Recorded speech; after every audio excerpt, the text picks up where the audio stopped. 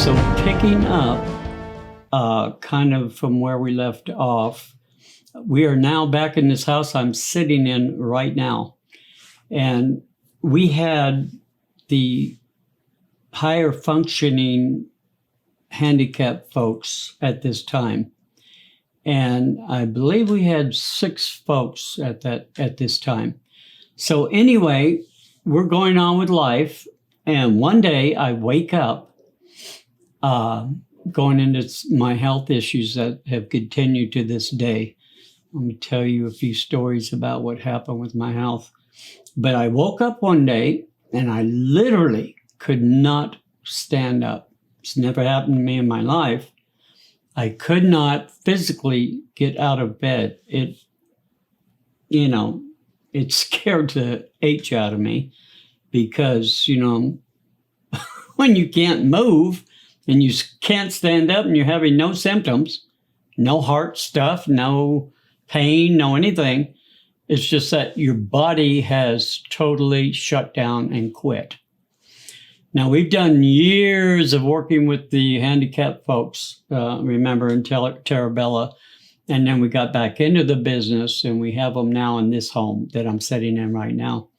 So I get a hold of my wife and I say, I don't know what's wrong, blah, blah, blah. So obviously we have to get in the vehicle, in the car, and go to the doctor.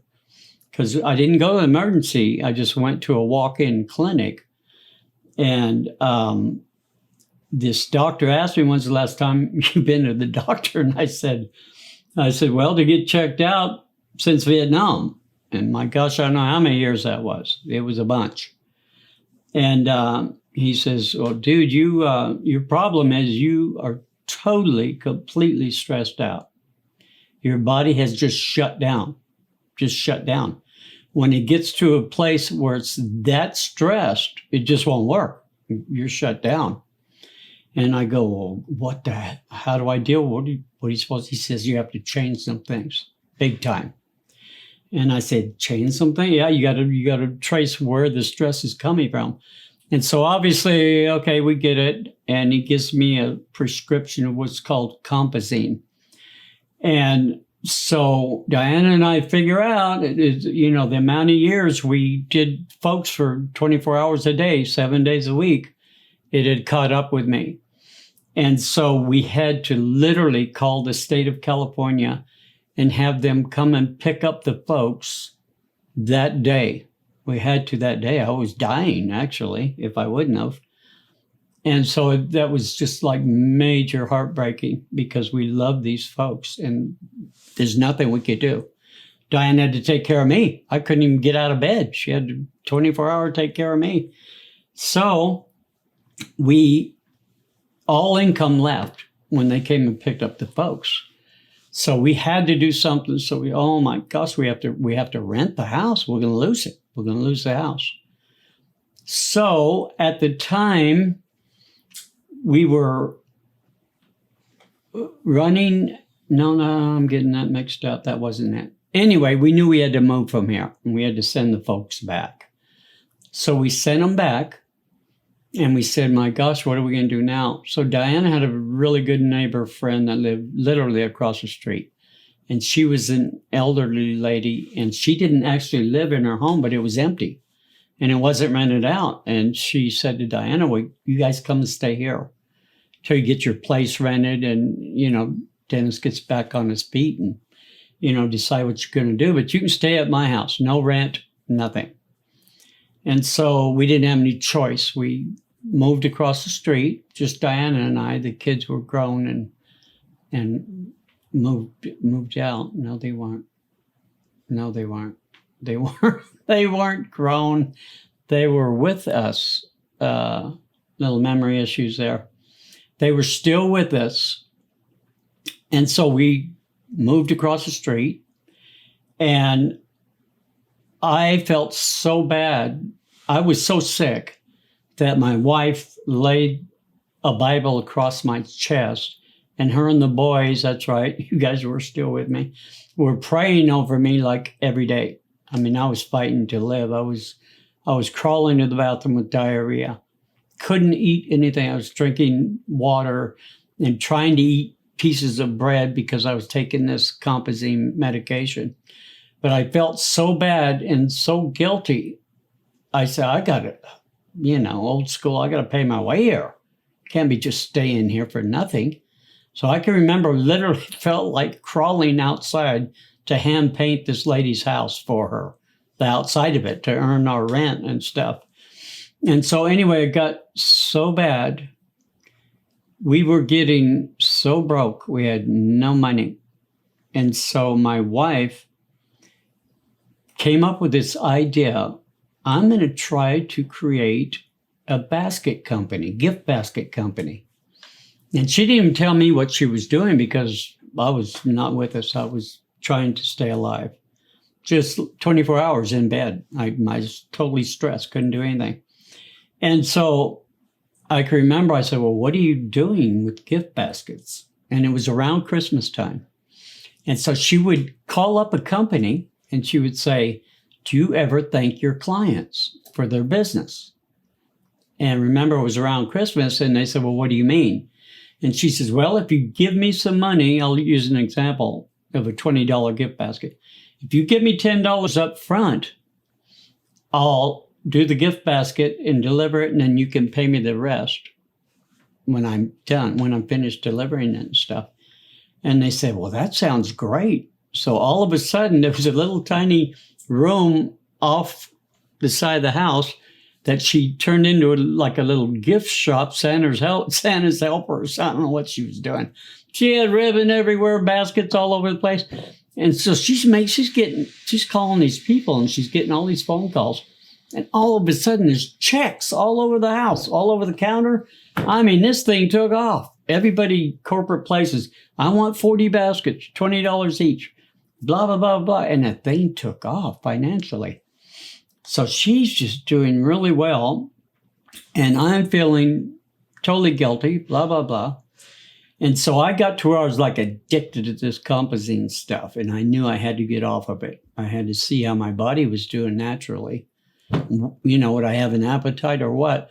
And it was getting dangerous. So one day my wife and I talked and I literally cold turkey and quit them. So I seemed to start getting a little better. And so I was well enough to take this little light gift basket. I had to help her somehow. She would get an order done, and I'd put them in the car and go deliver them for her. That was my part of this business. I'd take all these little baskets and go deliver them to the people. So it was a help to her because she couldn't do everything, So we just, oh my gosh, we just, like money was falling from heaven. This work wasn't really hard. And we, after the work we were used to doing, taking care of the folks. So we kind of were just doing our thing. And then one day the lady commented that we needed to move. And I think it was a business thing for her. She needed to rent it out because she needed to make some money. And we weren't making that kind of money yet to pay, that kind of money to have that big of a house for that amount she was asking. So anyway, we were kind of in a hard place. So I said, well, we got to go look for a house. We didn't have any money, just little bits that were coming in. And so we found this little house and we told the lady we wanted it. We didn't have any money. She knew my little sister, so she thought it was all trustworthy, blah, blah, blah. And so we're going, oh my God, how are we going to pay for this house? So I called my brother up. And he was in landscaping. And I said, dude, I need a job because we just got a little house and I need a job. I got to try to work. And so we went to this little house. We got in there, had a swimming pool. The boys loved it. Wasn't a lot of money, $750 a month or something back in the day. And so they had a pool. Oh, man, they were happy, blah, blah, blah. So I go and try to work in landscaping, recovering from this nothing to work with here. Totally weak, physically. And so I was like, man, I don't even know, 40s, late 40s, 47, 45 years old. And started landscaping with my older brother. And I'd been a landscaper before, so I knew how to do it. But we were working really hard. We were like doing a complete lawn from scratch up. all in one day. We'd tear it out, put a brand new sprinkler system, lawn, everything in one day. And I remember one day we were doing a 5,000 square foot house, and it was like the second day. This one took a couple days because it was really big. And I remember it was starting to rain, and me and the crew, I said, come on, guys, let's bust it here before the rain just floods us out. Let's dig these freaking trenches, picks and hand shovel. And we went crazy on this 5,000 square foot place, and we got it done. So I go home, and I wake up in the middle of the night, and my arms and hands were totally numb from here to the shoulder, all the way up to the top, both arms. And I said, what the frick is going on? I knew I was 47, but I was physically, except for the stress part. And I said, Don, I can't move my arms. All this is true. You can't make it up. So we're in this little house, and I'm needing the money to pay the rent to this place. And so we go to the doctor, and the dude says, you need surgery. Surgery? What are you talking about? So I had crimped a nerve, just almost like carpal tunnel, except it was an injury. And the nerve needed released. So he said, I gotta cut you, Mick. I gotta cut. You can see the scar, I think, from right there down to there. And so I'm in a cast on one arm, and then the other arm's hurt. The shoulder, I can't lift it past here. I can't remember if I was in 2 casts or 1, but I was jacked up. I couldn't do any more landscaping. So we're still in this basket business, and this little rental house has a garage. So I went out there and built, one hand I got a cast. I built this little table that would hold these gift baskets because my wife had went down to our local hospital, and the timing was unbelievable. And she said she had our sons in this hospital, so she remembered in the hospital when the mom's having a baby, they're really thirsty after having the baby and really hungry. And she remembered they would run downstairs to the cafeteria and bring up a little snack. In her creative mind, she said, why don't I create a gift basket that I can make all these gift baskets and they can store them there, and when it's all storable stuff. And when a mom has a baby, they can just run it right in there. It's already there. Sparkling cider. We got all the products from Costco. One of them little chocolate chip cookies, famous little cookies and little thing of cheese. Anyway, all these products went in there, and she went down there and marketed them. And she had competition because they were thinking about this, the timing. Like I said, they were thinking about doing something in that line. So Diana said, what if I made you a blah, blah, blah? I think it was, I don't remember, $20. And our profit would be 10 a basket. And so they were having like 300 and something babies a month. And so we were surprised. They called us, and we got the account. It was our biggest account in the basket business. I mean, we were making, I'll exaggerate, she'd probably correct me, but I know we were making about $30,000 a year doing that, making gift baskets for the moms having babies. So that became our main account, helping us survive. And on the side, remember, she was still selling individual baskets to people. So we were making a little money here and there on that. Plus we had that main account right here in this room. Matter of fact, her dad, when he was alive, built a whole little thing with shelves on it. And we line up all these baskets, and it would take us literally 6 hours a week. And we'd make that kind of money, 6 hours a week. The rest, she'd make other little baskets and blah, blah, blah. So that saved us. We were in the basket business.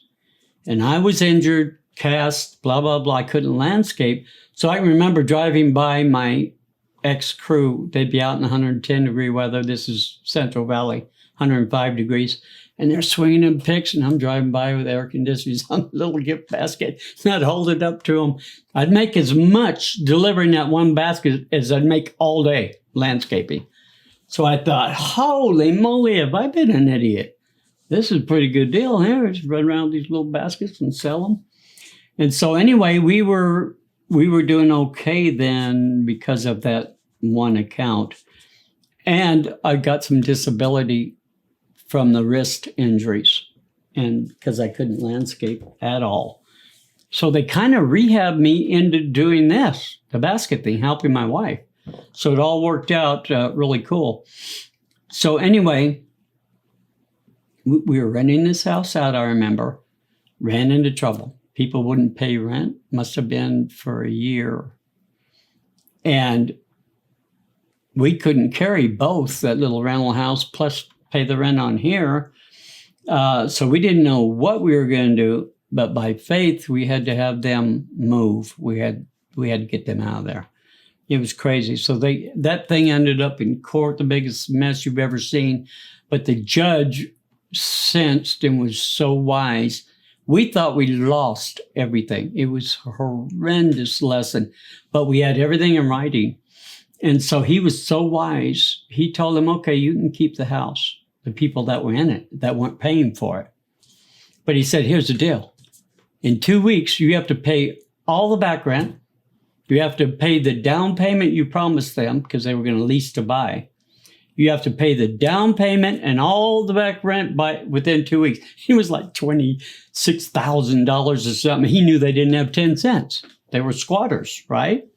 So the time came, sure enough, they had an attorney and all this stuff. And we did some reconnaissance. We snuck over here and we were going to break into our own house and throw them out physically. And it was so funny. But because when we did come over and do that, they were here. They were in the house. And she said, what are you doing in my house? I said, no, not your house. Out. It's my house. I'm going to call my attorney. Good. Get him down there. I want to talk to him. So anyway, the judge, in his wisdom, we thought, oh my, how could we lose? We had it all in writing. In his wisdom, he made a plan because he knew they didn't have a dime. And so sheriff, out. They had to leave. So you can imagine the stress from the body shutting down, from the wrist surgery. So now we're back in our house. Everything should be cool. Kids are happy. Blah, blah, they missed the pool, but they were happy to be back here. So I wake up one day, and this is 1997. No warning, no anything. Dang, I got to go to the bathroom. So I'm in the bathroom and I'm thinking, oh man, I got heartburn again because I had been getting some heartburn using quite a few Rolaids. So I'm in the bathroom and oh my God, I mean, pain like you've never felt starts happening. And I called Diana and I said, this isn't heartburn. So we need to go to the hospital. Something's really wrong. I couldn't walk. She had to carry me, and we lived upstairs. I said, don't tell the kids. Don't tell the boys. It'll scare them. Just tell them you're taking me to go check on something. And so my wife literally had to carry me to the car. By then, I am screaming, Jesus. That's the only name I knew. That's the only thing I knew to do. I remember Franklin Graham saying, they asked him once, do you do a lot of religious stuff at your kitchen table and you pray and stuff? And he goes, no, actually, we never did. He said, I just knew the day they needed God, they'd learn how to pray. He said, I never taught my kids that, and that was shocking to me. Well, I needed him, and I learned how to pray. I was screaming in pain. All I could say is Jesus all the way. My whole front of my body, front and back, is tattooed. Every bit, ribs, every worst pain you can think of. Never moved through. My tattoo artist will tell you that.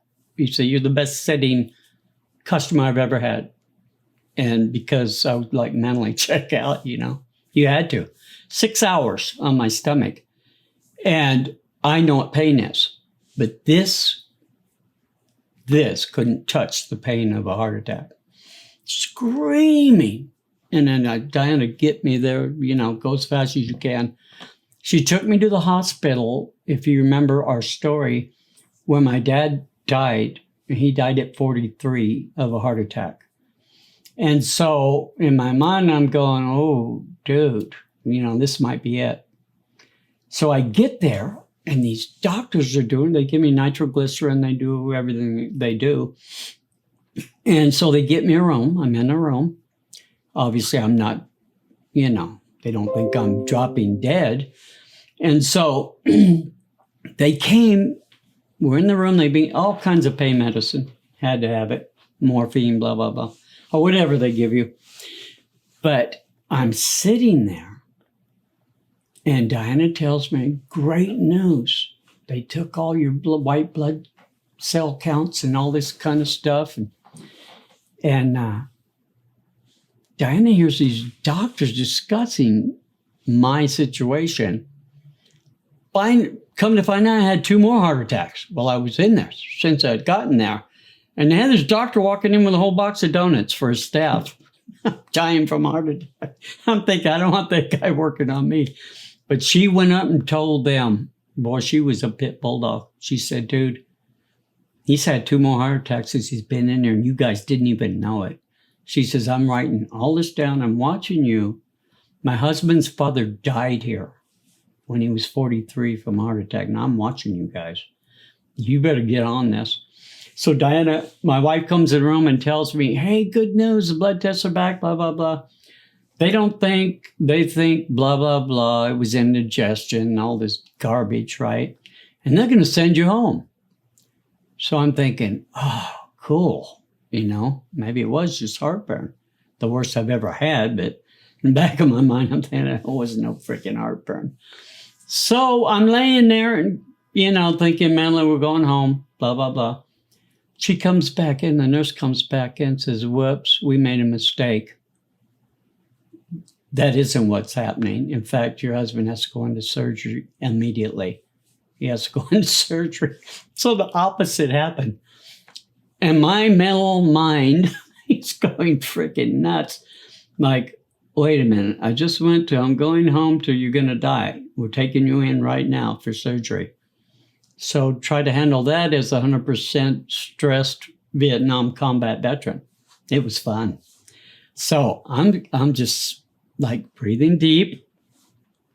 That's when you find out what you believe. So they have me in this gurney and they're heading me towards the surgery room. And I'm right there is where rubber meets the road. What do you believe? I said, oh my God, I could be dying right now. Probably am because of the way all that went down. What do I believe? Am I ready to die? I've been through a war. 18 years old, you kind of ask yourself, am I going to die today? But it's not as serious when you're older and you kind of get what life and death is. I'm going, am I ready to die? And I said, yeah, I am. I'm good. I'm okay. I can do this. And so they're rolling me down. We're about to go in. And when your own doctor is standing at the door of the surgery room with your wife, both of them crying and praying at the same time. Well, I can physically see. Both of them are like this, both of them crying. And I'm thinking, that's a freaking vote of confidence there. I hope I believe what I just thought, that I'm ready. And so I'm looking at Diana like, really? And they're telling her, if he's not out in 2 hours, we'll call you on this phone that's outside the thing. And so I go in there and it's ice cold. And, oh my God, I can't even explain a surgery room. People that have been there know. I was freezing to death.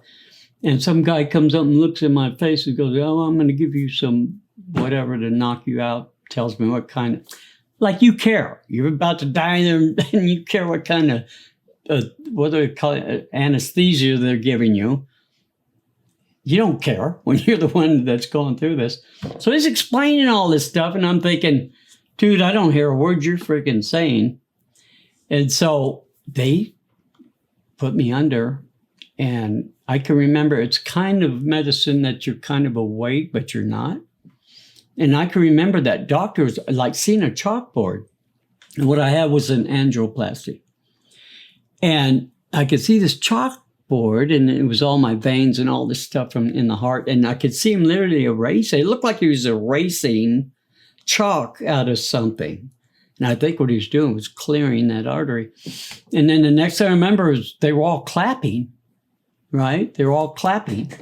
like they were so happy at what they did. Not dead, I guess.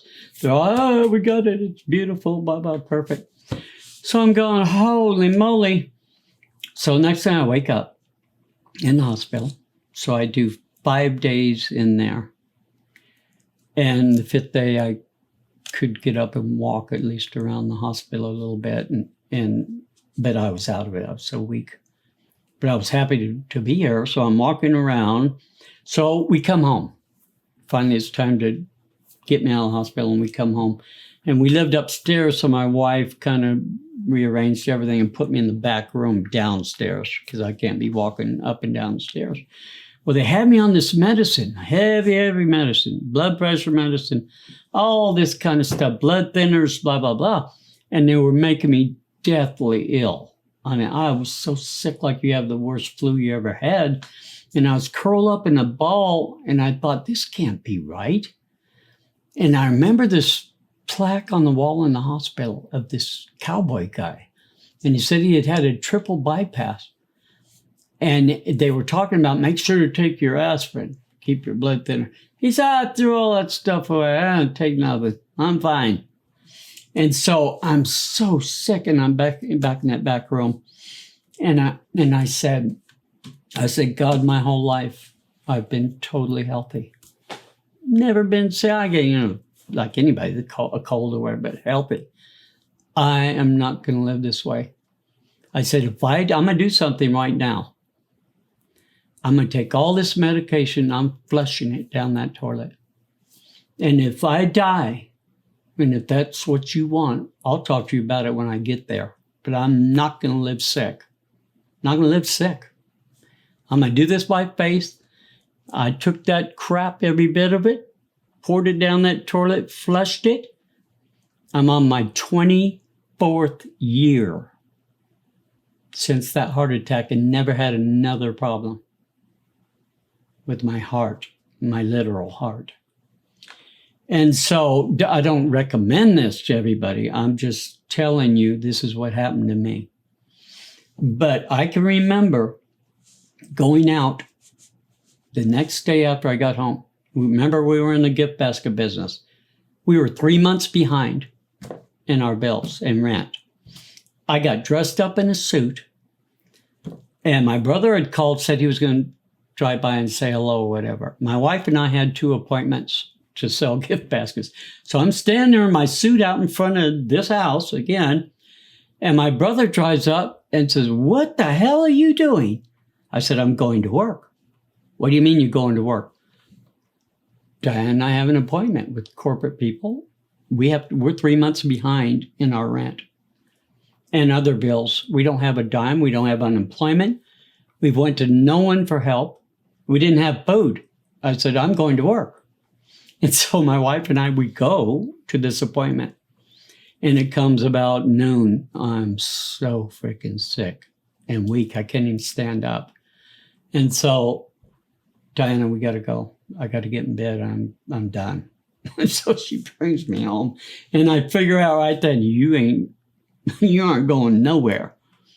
You need to figure this out, and whoever you pray to, you need to get to praying, because you got a problem here. I had 3 kids, no money, felt like I was dying again. No symptoms from heart attack again, just very sick physically. No meds or anything. And so we hear a knock on the door. Not that day, much day or 2 later or whatever. And my friend is at the door, an old farmer friend of mine, really good friend. He's died now of cancer. But his name was Bob, and he was a great friend at the time. And he told my wife, I didn't even get to meet him at the door. I was real too sick. I was back there trying to get well in that room. I didn't even hear that he was here. She told me later.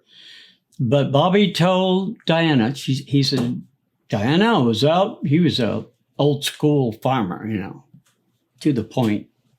Diana, I was out plowing my fields. And this voice said, Dennis needs help. And God told me to come over here, and he lived 50 miles from where we live. And he drove there, and he handed my wife a check. And it was for a little over $3,000. It paid all our back rent and all the, pending other bills, water, all that kind of stuff. And Bobby, my friend, came through and handed me a $3,000 check, which allowed us to save this home. And so, oh my God, what an awesome guy, and his wife, Judy. We love them, and their sons. Great people, great friends. Absolutely bailed us out. So what do we do now? We're thinking, well, we felt we had some friends back in Texas. And so we felt like, let's go to Texas. Diana had this talent of making these gift baskets. And there's a, Fort Worth right by Dallas. We can go there and make a fortune in this gift basket thing because of all the corporate companies back there. And we got real excited, like this could be a really good thing. And so we all got ready, and we had to rent this house again. So we last second rented it out without losing it. My brother was a realtor, and it was coming down the day before we had to leave. And we knew if we left, this house is gone. We have nothing. We've lost it all. And my brother, true story, he said, wait a minute. I have somebody. Let me make a call. We were ready to drive away from this house right here that we're still in. And he's talking to this guy. And this house for this guy's family was the right size, right location, blah, blah, blah. And the guy said, well, let me, come over and look at it. So the guy comes over, and sure enough, he rents it. It just saved us again. So we head back to Texas. We had a friend with us. Her name was Trish. Hi, Trish. She'll be watching this. She got a really good job in Dallas in the hospital. She had worked in the medical field, this local hospital, for a lot of years. I don't even know how many. But she landed this job with big money, big income. And she said, dude, let's all move back there together. And we'll rent a house, and I'll take one of the rooms. And, you guys can do your gift basket business, and it'll all work out. It'll be great, right? So we go back there. We get back to Texas. We rent a house. Trish goes to work at this hospital. And every place we go with this gift basket, nobody wants nothing. They don't want anything, because that was the time when the economy was starting to crash, 1997, 98. And every place we go, they were taking my wife's wisdom. She'd go in there. She didn't charge a marketing fee. And she would give all these ideas of what she's going to do for them and all this stuff and how awesome it's going to be, and then never call her. They totally used her for all these ideas. So we were making like zero back there. So I thought, Trish is working. I'm feeling like HELL. So I look at my Healthy Sons, and I said, we're going to go deliver phone books. Boy, they love that. Cases and cases of phone books. We're driving and throwing these stupid things.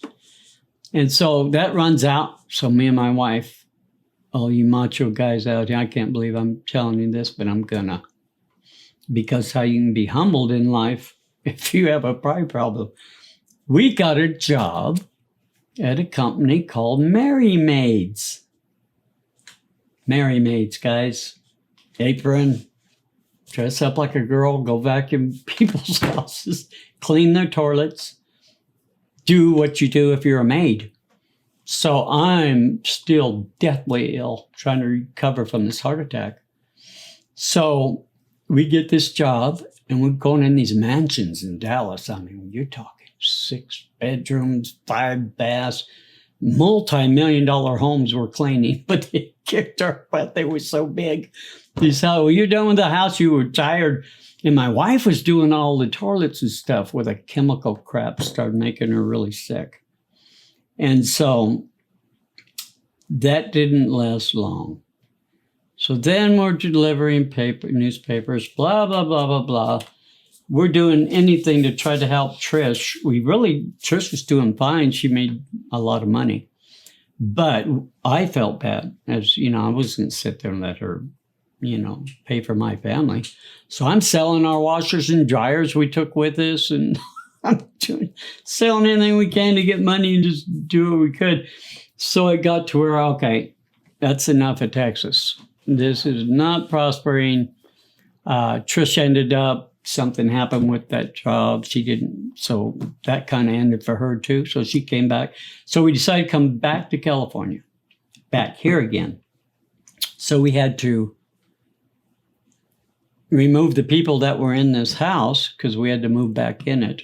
But again, no income. So we thought we would do something that would be along the lines of helping people.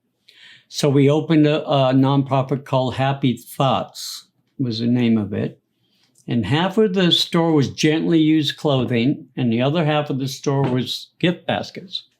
Really nice corporate stuff and gourmet candy, Guy de Boss chocolates. We had these, glass things you set, and we're selling gourmet cheeses. So the one half was like food and gift baskets to try to pay the rent for the other half, which was gently used clothing to help people. And we made it really nice. My wife painted a mural on the wall. This is a Central Valley, so it's all agricultural. And we have a lot of Hispanic people that live in the city we live in. So we want to make it as nice and clean as we could for these folks. And we got really nice clothing for like nothing, actually. We were making no money. We just wanted enough to pay the rent, on this place. And so I was still, believe it or not, I know you're probably tired of hearing it, I was still deathly ill, trying to recover from this heart attack. I remember I'd go hang flags up outside in front of this business, and I'd just have to sit down. I was so sick. And we couldn't figure out what the heck. And so one day my wife was out doing something, and she runs into the congressman from Bakersfield. We live in Visalia, California. And she starts visiting with him about my VA experiences, about when I got back from Nam, ended up on the 7th floor of the medical, terrible problems. And she told him about me escaping from the hospital and all that and being homeless. And he goes, she had my 214. And he said to her, he said, do you know how decorated your husband is? And she goes, what are you talking about? She goes, he's decorated from combat. He looked at my DD-14 and all the medals and ARCOMs and all that stuff. And he goes, you need to get him back in the VA. He has help coming to him. And she said, he'd never go back there in 100 years. Are you kidding me? What am I going to tell him? He goes, that's your problem. But if you can get him back there, he has help owed to him. So what his words were. So she came to me and told me all about this. And I go, you got to be kidding me. You couldn't drag me back in. They were going to send me to a mental institution, remember. They thought I was bonkers. And you think I'm going to walk back in there and I'm go, oh, yeah, you escaped here years ago. Yeah, turn around, you're under arrest there. No, I'm not going back there. So what happened is my wife said to me, she said, you know what? At this point, it isn't about you. This isn't about you. Smack. What do you mean? She goes, you have a family. And we've had some tough freaking times. And you aren't even recovered from your heart attack. And you can't even get out of this chair to help me. And this now is about your family. This isn't about you. You're going back in there for help. And I thought, holy, how the H am I going to do that? So I can remember she makes an appointment for not Fresno where I was locked up, but another smaller town closer, VA. You have to go see this guy. My worst nightmare. I told her what was going to happen. So I go to meet this guy. This guy was a Navy officer. And I can remember going in and sitting down, he's asking me questions, and I'm telling him about what I went through, blah, blah, blah, and why I'm back again. Congressman said I should come back because you guys actually could help me and my family and blah, blah, blah. I knew it was going to happen. So the guy sits back in his chair all cocky, Navy, nothing, no offense, Navy, asking me questions, you know. Oh, yeah, I see you have an air medal here. He starts naming all my medals. Oh, I see you have a Bronze Star here. And I'm just staring at him. I'm not even answering him because I know what it is. I'm so freaking mad. I'm ready to jump over this table and kill this guy because I didn't want to come back here anyway. And he goes, yeah, tell me about the Bronze Star. Is this a Bronze Star for valor? What kind of Bronze Star is this? I see outcomes, but what's it really about? I said, what was your name? I looked at his name tag, and I said, you been in the war? Sits back, kind of sits up a little bit. I said, you been in combat? No. I got up and kicked his freaking door open. It was too, what do you call them, glass? I just took my foot and pow, right on the handle part, just kicked that door. I was so freaking mad. I'd have killed that guy if I had stayed there any longer. And I went back home and I told my wife, I said, I told you. I told you what was going to happen, and it happened. I was so freaking mad. Well, my wife, she doesn't give up, and she's really smart. Not like me, but she's really smart. So she is going to pursue this farther. She's not going to give up. And my middle son, who's actually doing the filming here, said, Dad, don't you dare give up. And so she continued to pursue it. And you'll never believe what happened. But I'm going to tell you in a little while.